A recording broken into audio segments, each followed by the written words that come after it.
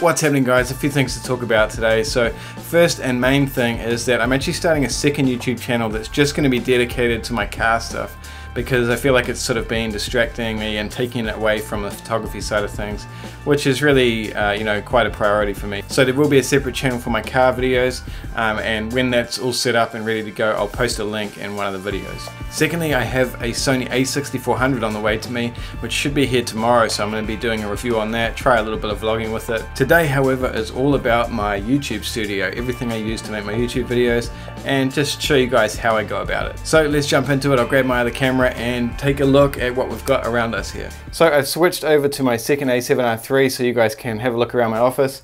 So the first thing you'll notice is my light. So I used to have a different light, but now I've changed it up and I've switched over to this ring light. Not because I want the rings on my eyes, because I really don't even like that, but it's just a really nice clean light, and it's really easy to use. It's plenty powerful enough, and it's just less heat. It's a nicer color light than the cheaper one I had before, even though this is still a cheap one. Really nice clean light, no funny skin tones or anything like that. Secondly, I've got a new desk here. So this desk was over here, excuse the mess, I need to tidy up. So this desk here was the L section for this thing, which I've taken away because I now have a bigger desk. So I got a 2-meter long desk, so that just fits everything on it nicely. And now I have this one all set up for my YouTube videos. You'll notice I also put some foam stuff here, nice foam sound insulation, which actually does make quite a big difference. I noticed that instantly it really sort of dulled down the echo and all that sort of stuff. Maybe not so much with me walking around the office, but when I'm talking into it, it definitely bounces a little bit less sound.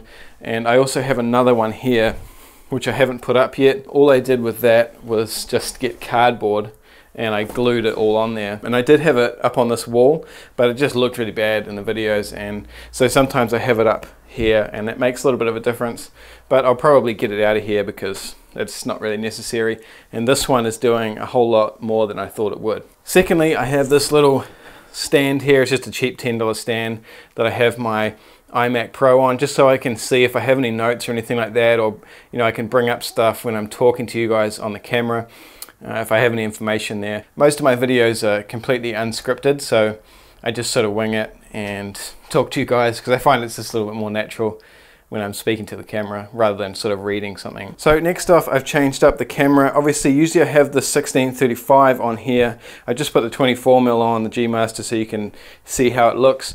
But yeah, usually I have the 16-35mm on here, which I'm loving for this YouTube series, this YouTube setup. It's just great. With an A7R III, and then I just have my little carbon fiber Sirui travel tripod here, which is really nice.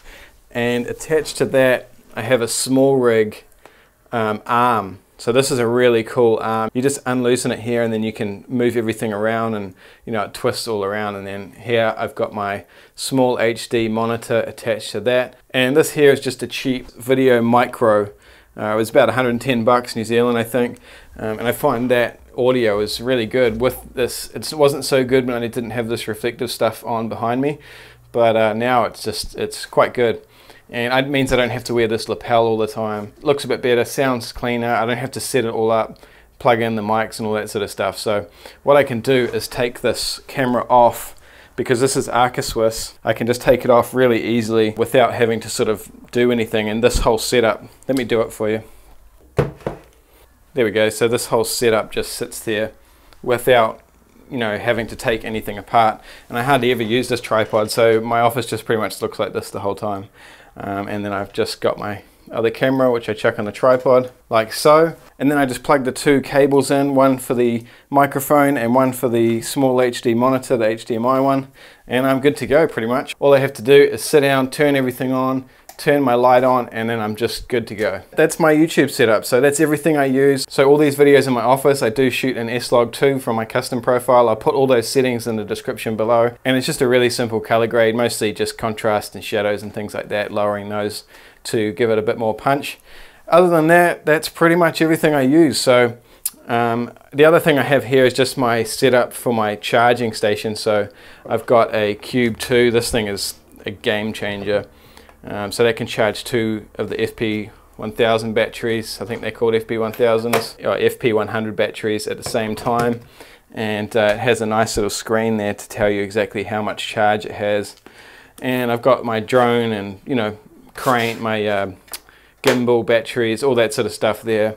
And anything I have that I'm going to review, I can have sitting here, so I can bring it up onto the camera, like this bag which I bought today. I don't know if I'll do a review on it. You guys let me know if you want me to do a review on it. It's the Peak Design Tech Pouch, which I plan to have just batteries and all that sort of stuff. And when I go to a wedding, it's so hot today, we've got a heat wave coming through New Zealand. Probably not hot compared to the rest of the world, but it's hot for New Zealand. So anyways, that's today's video, guys. Thanks for watching.